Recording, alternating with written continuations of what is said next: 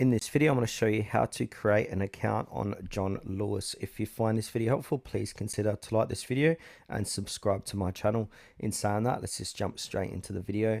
Okay, so what we need to do is open up a web browser and head on over to johnlewis.com.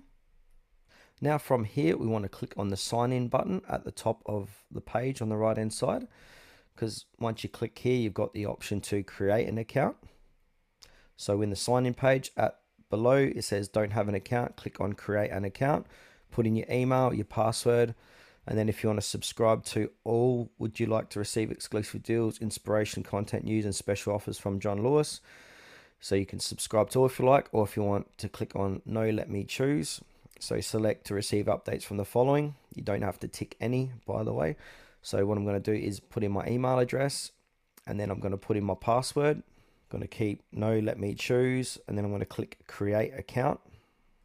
Then after, when you click on create account, it will come to another page that will say about verifying your email address. So I've got this code here, verify your email. So they'll give you a 6-digit code that you need to copy and paste on the next step.